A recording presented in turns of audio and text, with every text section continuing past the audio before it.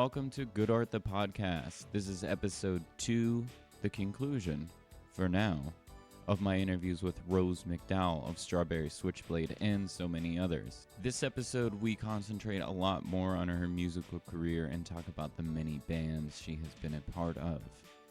In the background, you can hear a karaoke version of Strawberry Switchblade Since Yesterday. I was hunting for a MIDI version, but I couldn't find one.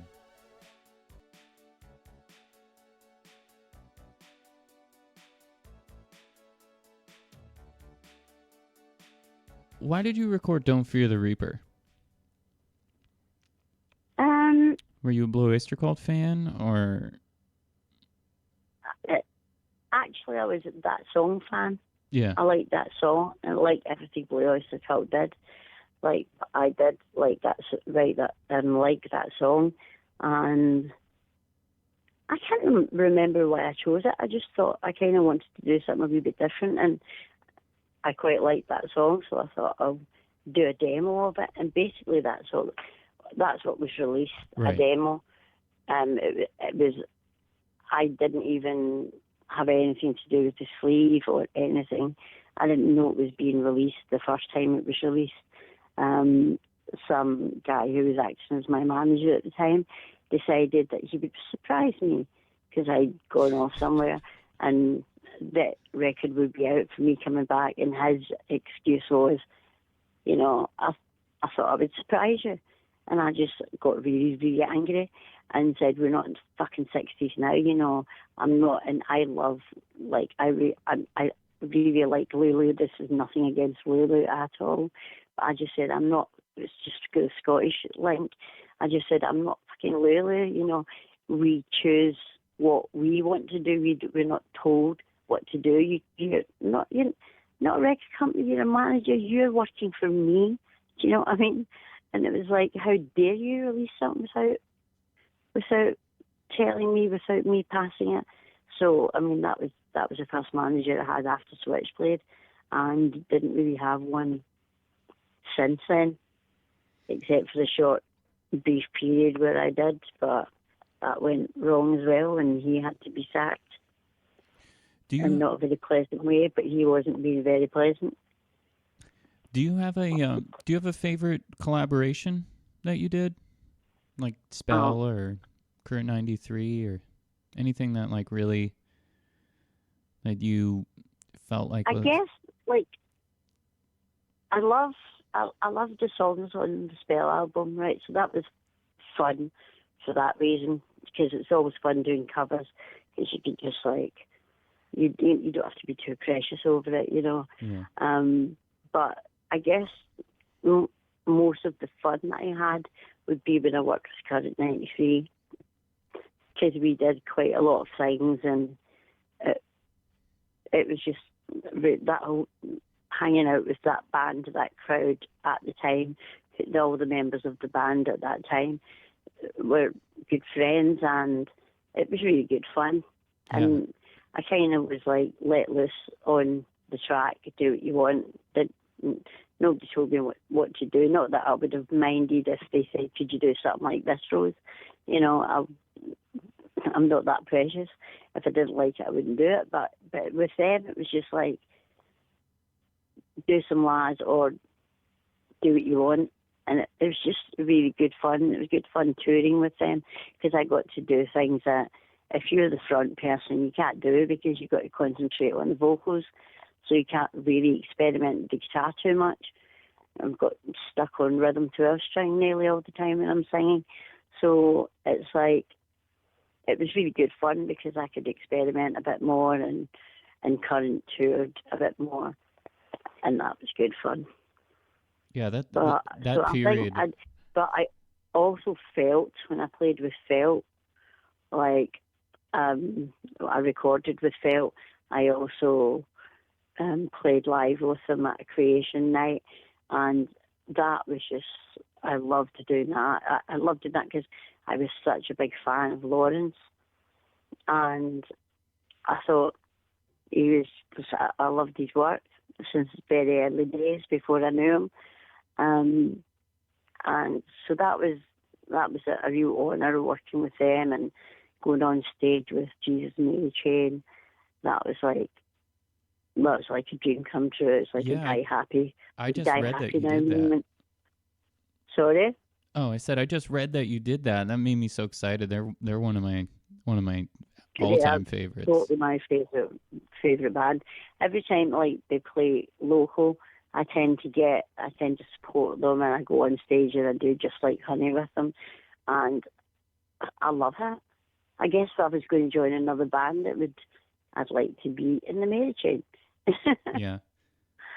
But because I always, I mean, people say to me, you put the Mary Chain on to make you happy when you feel down. I went, yeah. And I thought that is a weird question. People say that they never associated Mary Chain with happy music. And I totally did. And it's like, it's the stuff that excites me. It's the stuff that if they play at a club that I will dance to. Like, not rave stuff. And like, as soon as the rave scene happened, I stopped going to clubs because I hated that. I hated the whole ecstasy. Not that I was anti them doing what they want, but I was anti the whole sham of a lie that it was, because everyone was saying, oh, it's the best thing since punk, which insulted me immensely, because punk was a revolution musically, society-wise, everything. It changed the life of, it gave loads of young people license to be who they were, in a sense, whether they might have just been all messed up in a society that would constantly bully them. But now they had a community of their own when punk happened. So in that sense, it made life easier for a lot of people. Now, I guess maybe some people thought that when they were off the faces on ecstasy and dancing to whatever the genre was then, just that whole acid house stuff and whatever. I really, really loathed it, because I'd have people that I respected an awful lot say to me, oh, it's fantastic, you just go out to clubs and everybody loves everybody. And I was going, no, actually, that was the drugs talking, because you might never see that person again. They don't even know you. How can I love you? It's just the drugs talking. And for all you know, the government are fucking flooding the streets with this drug to try and keep people happy and out of trouble. Like, it's like, I'm not a nut conspiracy serious person, but I do know shit like that happens. Do you know what I mean? Yeah. And it's like, there are a lot of things, a lot of conspiracies that I do actually believe are totally true. A lot are a load of nonsense, but you know, I do my own research and I make my own choices, like I think most people should. But when I hated when people said it related it to punk, said it was as good as punk, because it wasn't. It was people taking a few drugs to make them feel really happy and loved up, and all, of course, they want to cuddle everybody. And that in itself is abhorrent to me. I don't want some stranger coming up and touching me. Do you know what I mean? Yeah. So I just thought, fuck off. It's not real. It's just for that night and that club when everybody's off their face, then you'll never see them again. They don't love you, they don't know you, they're not your friend. In fact, 2 days later they could be robbing you for the money to buy the drugs to go to the club the next week, only just to tell you they love you. You know, and I could see that, and nobody that was into the scene saw it. They just believed it so much, and I have this policy: expect nothing from friends, even expect nothing, and you will never be disappointed, because nobody's perfect, even your best friends. Everybody's got flaws in their personality, but if you can accept those flaws and still love that person in spite of them, that's a true friend. So I don't expect anything from my friends. I don't ever want to be disappointed by them. People make choices, people make mistakes, whatever. If I'm a real friend to somebody, I will be a real friend to them. They could tell me the biggest secret.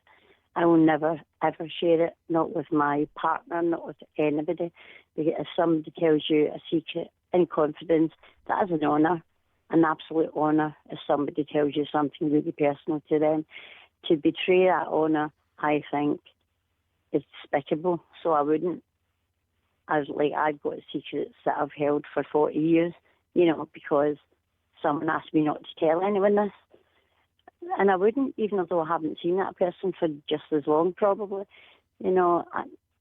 I think it's an honour if someone actually respects you enough or trusts you enough to hold something that they would never want to share with anyone else. I mean, and if you go and blabber that to someone else, that makes you a very dishonourable, untrustworthy person. And I'm not like that. I don't like lies. I'd rather live a truth that was not pleasant than live a lie that was stealing the potential of me living the truth of my life. Do you know what I mean? I do. Yeah. I want to live the truth. I don't want to live someone else's lie. So if someone is stringing me along and lying, they are potentially stealing my life because they're taking the truth away from it. So I don't think anyone has the right to do that. And I'd rather hear an unpleasant truth than live with a pleasant lie, to be honest. I want to ask you about the your new track, Gem. Oh yeah, That just came out. I love that album. Yeah. I loved when we did that album. It was a long time ago. It was when I was with my husband Robert, who was involved in the spell thing, and Sorrow, of course. He was the other half of Sorrow, and so we recorded that track, me and Sean Pinchbeck, with Robert. Did quite a lot of the engineering and some instrumentation and stuff on it, but that was a long time ago. That was about 20 odd years ago that we recorded that. But when Robert and I split up, he decided to keep hold of it. And he took my website down and everything.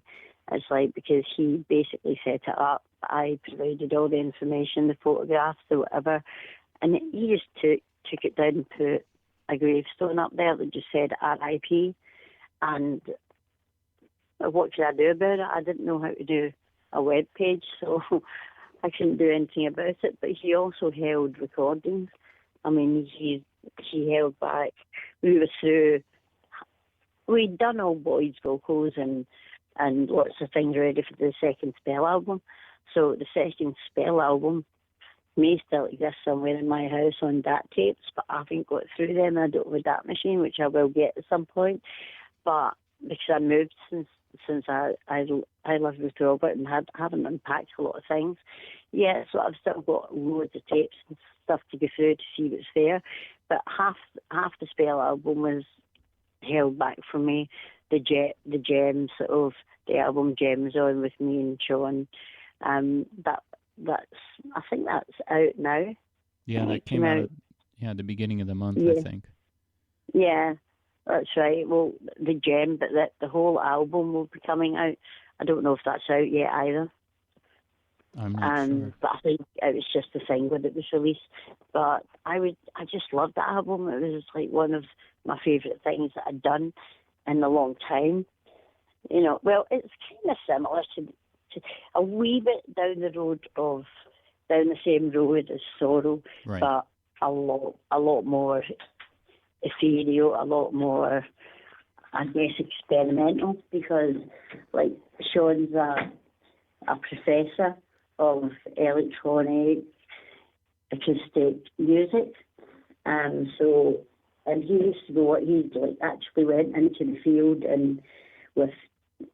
I think my neighbours must have thought he was a crazy person, because he'd have attached to his glasses little microphones and sort of cones pointing in different directions, so he could pick up sounds of the forest and he could home in an individual bird song and stuff like that. And that was just, some of that stuff is just really incredible and so easy to sing over a soundscape. Right. Right. and be more, less structured as verse and chorus, so still is some. But that got used on its soundtrack for an album. Yeah, that's what I And saw. that soundtrack for a film, Grant McPhee's Far from the Apple Tree. And actually it was going to be a sorrow. It was going to be Under the You Possessed that was going to be the soundtrack for that. And then I just thought, well, actually, this is new. It's never been heard yet. Because when Robert went off, he went off to be a monk. And he handed me the CD and said, here you are. Do what you want with it. I went, Sean, I've got it. After 20 years, we can release it. So because I had that and it hadn't been used, that I thought, well, for a new film, maybe I would suggest that one too. So I suggested that to Grant, and he loved it, so he went with that. But I can't wait for it to come out because I know things come out electronically, but I don't really relate to that world. I relate to hard copy. Yeah. I want to see, touch, and feel, and especially vinyl, because a vinyl sleeve is a work of art. Even if you put that in a CD cassette case, it takes away a lot from that piece of art because it's so much smaller. It's got a piece of plastic over it, putting reflections everywhere. So it's like, I really don't. I way prefer vinyl. I think it's because I grew up with that as well. And a record is just something really special. But I'm so looking forward to that whole album being released because I'm really, really proud of it. And I never say stuff like that. I was like, it used to be like, in fact, even scared I couldn't take a compliment. And it was only recently someone said to me that I was actually being rude by fobbing off someone's compliment because they said something nice. I went, oh no, it's from me excuses. And it's like, shit, it's true. I haven't. I don't know how to accept a compliment.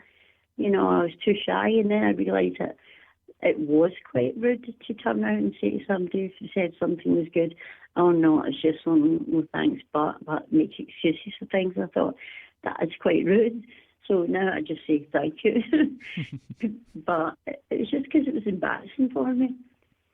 Yeah. I'm still quite shy in some ways, but I'm more willing to admit that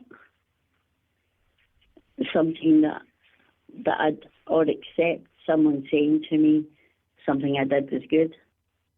Do you know what I mean? Yeah, I do. Because Yeah. I used to think, well, if you just go around thinking you're great, you can be some big-headed idiot. And I don't like people like that. I don't like people who blow their own trumpet all the time, or, it's not appealing. It's not an appealing personality trait, I don't think. And so I was like, never up myself, It's like really happy that other people liked it. That's really cool. But, maybe if I did brag about or push myself, I would have got further. But no, I don't care about that anyway. But I guess I'm just happy doing what I do. And it's really nice that I do know that, because I'm in touch with people now with Facebook and stuff. I know Facebook most of the time really annoys me, and there's a lot of nutters on there as well. And I get quite brutal now. I used to just be quite, I'd be quite nice to people, but then they'd say things that they'd just go over the top, And I would give you have one chance after they've apologised. If you do go anywhere near that subject and do that again, the delete button's getting pressed. Because the thing is, I wouldn't even be on Facebook if it wasn't if I didn't need to be, really, because it's part of my work. It's the only way I can be in touch with the people that are listening to my music, and the only way they can be in touch with me. And I think that's quite that's quite valuable, to be able to be in contact with people that associate in a good way or a bad way with your music. It's nice to hear what other people have to say, but because I don't go out a lot, I'm quite a bit of a recluse, so I would never know these things. So I would just be like, people would say, look on Wikipedia. And I was going, no. But even, like, I was a very late comer to Facebook and everything else. And people would say, you're all over Wikipedia, have a look. And I wouldn't until I found out that somebody had said something not very nice about me on Wikipedia. And I'm not just saying something, like people say something not very nice about you all the time. It wasn't that. It was somebody who was supposed to be a friend. And basically it was something unbelievable. Like, they called me a Nazi. And I just thought, fucking idiot, how dare you? And it was like, I've never been a bigot. I mean, they would have been more of a bigot than I had. I've never been a bigot since I was a toddler. You know, I think everybody has a place in the world. There's things I disapprove of and things I approve of, but they might not be the same as everybody else's, and that's okay. You know, if we were all the same, the world would be a very dull place. But I am just some bad energy between us. Right, yeah. When there really should have been nothing wrong, because we got on great, and I remember all the good things and how much fun we had. And they chose to remember the not so good times, which I think, you know, that's really bad for your soul, not mine, because I'm not dwelling on it. You can call me names, but, you know, they're not real. And you can feel as bad as you want about me. I don't know how bad you feel. I don't even know you're thinking about me. So all you're doing is hurting yourself. And I basically adopt that rule. I live by that rule myself. There's no point. I forgive people really, really quickly. I might not forget, but I will forgive. Because there's no point, like, seething or feeling really bad about somebody that doesn't even know that you're thinking about them. All you're doing is self-harm. So I won't live with hate towards anybody, because if they're not a threat, do you know what I mean? There's no point. It's just self-destructive. So, and I also learn to don't worry about something until it happens, because it may never happen. You're waiting for nothing. So you just have to sort of like live your life, like work things out yourself and live it how you feel is the right track, go down the right path that you feel is the right path for you, not be badgered into things by even friends or anybody. You know, it's like I never was accepted as a regular member of society, so why would I suddenly want to be now? You know, it's like I'm quite happy to be myself. I'm quite happy. I wouldn't want to be anybody else, basically. Well, I'm glad to hear that, because I would miss all that music if it didn't exist. Oh, thanks very much. I mean, it's really nice when people say that. They say that it got them through hard times and all that, or some people who only knew me by Switchblade, or will say, oh, I didn't know you'd done all these other things, or people who only know me by Current, because I did quite a lot with Current, discover Switchblade, you know. So it's like, it's different because people discover what you're doing through different time periods of your life, and then they go on their own little voyage of discovering all the other things that you've done. And it's kind of funny. It's like them putting a wee puzzle together of all the missing bits. And I think I'm really lucky in that respect, that quite a lot of bands, they sound the same throughout the career. You know, they have a sound, and that's their sound throughout the career. And a lot of the time people do that because they think if they do anything radically different, they lose all the fans that like what they do. And because I've worked with so many different people doing so many different things, people aren't that surprised if I do something different. They would kind of probably be more disappointed if I didn't. Do you know what I mean? Yeah. So yeah. I can get away with being adventurous and delving into different things, and people will expect that because I've done so many things that are like seem to some people very opposing. Like David Tibet, for example, he did a version of Since Yesterday where he was singing. And somebody said to me once that they thought that was a current 93 song because they didn't know about the Strawberry Switchblade. Mm-hmm. And they thought that was Tibet's song. And I thought that was hilarious. Because and I loved when he did it when we played live and I just got to play guitar and he sang it. It's just fun because, I mean, it's one of those songs that if I don't do live now, everybody's disappointed, you know, but I've been doing it for so long, I'm kind of, you know what, I don't really want to do this anymore. Yeah. So, and there's other Switchblade songs that are way better than Since Yesterday. Since Yesterday may have been the poppier, chatty one, but it certainly wasn't the best Strawberry Switchblade song. So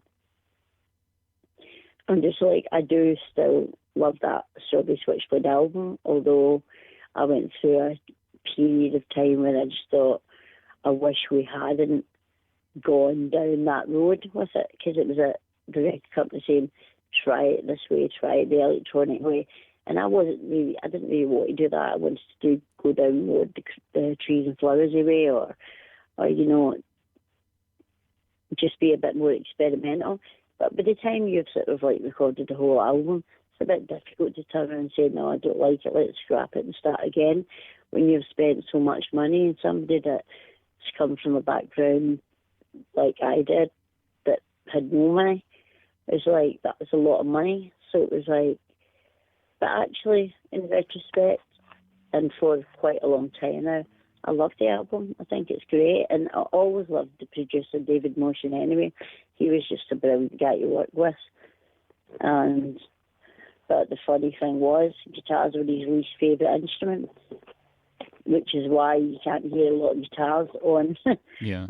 They're there, but they're mixed very low.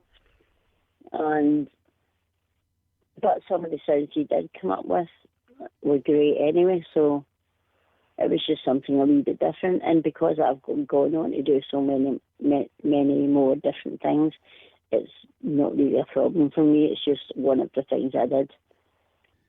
I guess it was very naive because we were very young, but it was also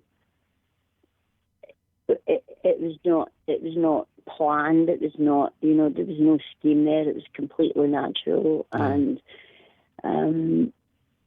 it got picked up by John Peel quickly, and then suddenly everything just happened really fast. Like, we were picked up by a little Tasmanian Neville and thrown into the world of limousines and stuff, which was so far from the life that I was used to. And in a sense, to me, it's kind of almost like a dream. It's very surreal that whole time, because I don't regret it. I loved it. It was great. When Jill and I were getting on, it was fantastic. I do feel sad that it ended how it did.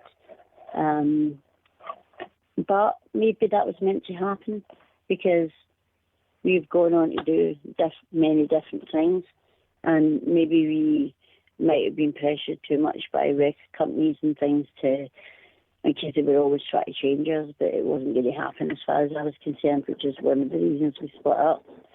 But, you know, you have to live. You have to be yourself. If you're doing a job that's taking up a third of your life, that is a chunk of your life, because you're sleeping for a third, you're working for a third, approximately, and you've got a third to do what you want. Now, if that's not enough, you know, and you do need to sleep, and you do, you know, you need to live. So always, I've taught my kids, if you're going to, whatever job you do, I'm behind you, but always choose something that you enjoy, because if you're going to be doing it for a long time, you can't have any bitterness in your life, you can't have any resentment, you can't have any regrets. Just don't. Just do something you're passionate about, and if you're passionate enough about it, luckily something will happen. Yeah.